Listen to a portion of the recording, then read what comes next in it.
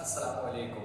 मेरा नाम हमाद आरकुट है और ये वीडियो जो मैं बना रहा हूँ हमारे उन स्टूडेंट्स के लिए जो सेकेंड ईयर में है और इंग्लिश के मॉडल पेपर को लेकर काफ़ी कंफ्यूज हैं।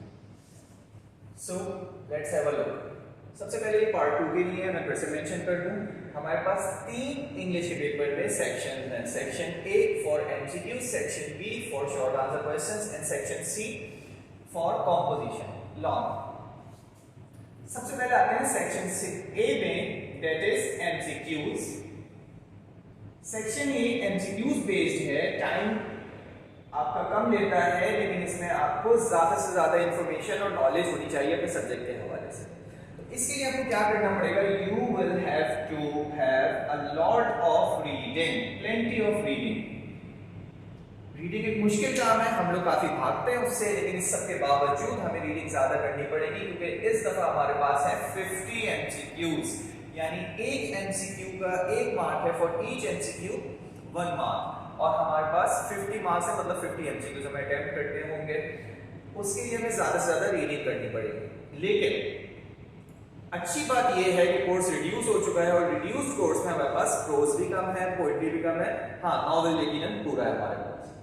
तो हमें इसके लिए रीडिंग ज़्यादा से ज़्यादा करनी पड़ेगी। और दूसरी चीज़, हमें पोइट्स के बारे में, ऑथर्स के बारे में और नॉवेलिस्ट जो है हमारे नॉवेलिस्ट बेसिकली एंथनी बुक, उनके बारे में जानना बहुत ज़रूरी होगा स्टोरीज के साथ साथ।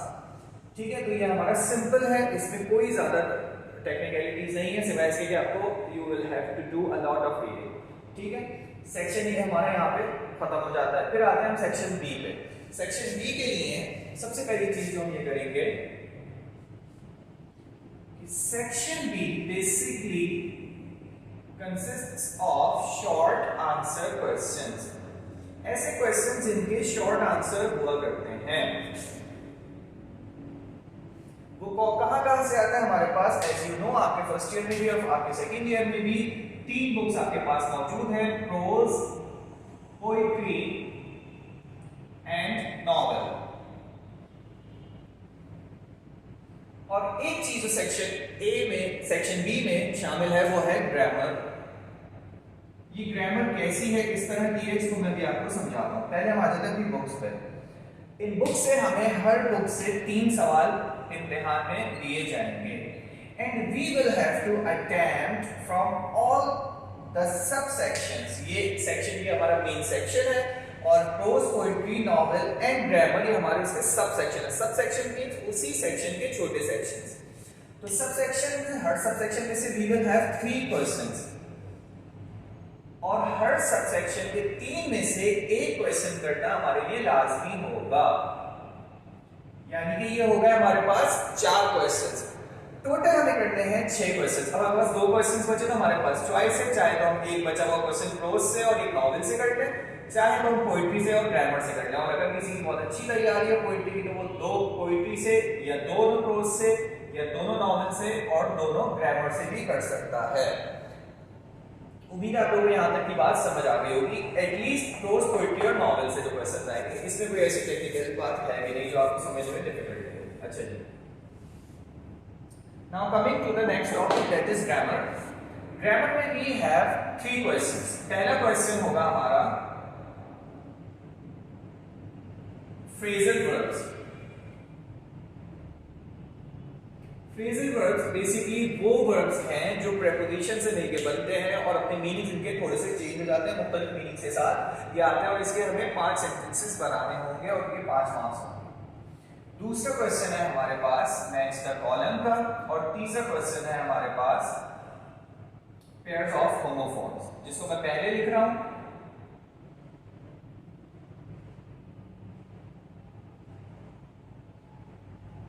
पेयर्स ऑफ होमोफोन्स, 2 ऐसे अल्फाज जिनकी आवाज सुनने में सेम हो उनको होमोफोन्स कहा जाता है। तो वो पेयर बेसिकली हमें दिए जाएंगे इम्तिहान में बहुत सारे, 4, 5 या 6, उनमें से 3 हमें सिलेक्ट करके उन 3 के 6 जुमले हमें बनाने होंगे अलग अलग। एक होमोफोन, अगर 2 होमोफोन्स हैं तो दोनों के अलग अलग जुमले बनेंगे। फिर आ जाते हैं तीसरे क्वेश्चन पे। तीसरा क्वेश्चन है नेक्स्ट द कॉलम, जिसमें एक कॉलम में हमें मुश्किल अल्फाज जो हमारी किताब में से ही लेके हमें दिए जाएंगे और दूसरे कॉलम में हमें उनके मीनिंग्स दिए जाएंगे और हमें उनको मैच करके तीसरे कॉलम में लिखना होगा। ये हमारे पास ग्रामर के 3 क्वेश्चंस होंगे। इसमें से चाहे तो हम एक अटेम्प्ट करें मिनिमम, चाहे तो नहीं, एक तो हमें अटेम्प्ट करना ही है, चाहे तो 2 कर लें, चाहे तो 3 कर लें, हमारी चॉइस है, ठीक है। ये हो गया हमारा सेक्शन बी। अच्छा, इस सेक्शन बी में मार्क्स डिस्ट्रीब्यूशन कैसे है मैंने आपको थोड़ी सी और बता देता हूँ। एक क्वेश्चन के मार्क्स होंगे 5 क्वेश्चन और टोटल हमें करने हैं 6 क्वेश्चन, तो ये हो गए 30 मार्क्स, ठीक है। 30 मार्क्स का हमारा सेक्शन बी होगा। अच्छा जी, अब सवाल ये पैदा होता है कि 5 नंबर के लिए हमें कितना लिखना होगा, क्या लिखना होगा, ये इंशाल्लाह हम अपनी लेटर वीडियोस में डिस्कस करेंगे, और कैसे लिखना होगा ये भी इंशाल्लाह करेंगे, ठीक है। सिर्फ ये नहीं कि कितना लिखना है। फिर आ जाते हैं सेक्शन सी में। Section C basically composition section है। इसमें हमारे पास सबसे पहला क्वेश्चन वही है कि an essay on different topics, एक ऐसे लिखना है।